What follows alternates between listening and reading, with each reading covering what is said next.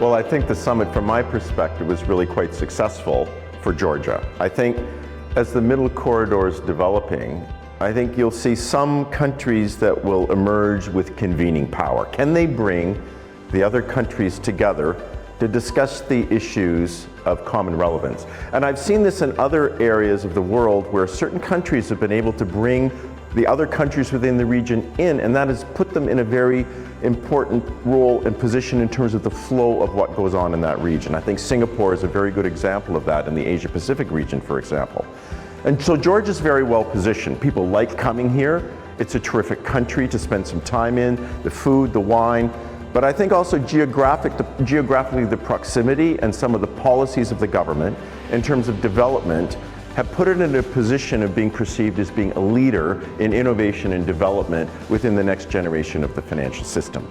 Yeah, so I think the middle corridor, I mean, it's generally acknowledged, was a lot of discussion this week about its emerging importance. I think we're in a geopolitical environment that makes the corridor perhaps more important and relevant than 5, 10, or 15 years ago. I'm a professor at the University of Cambridge, and one of the courses I teach to MBA students is geopolitics and financial regulation. How do geopolitical forces in the world define standards, define regulation, define what the next generation of the financial system will look like?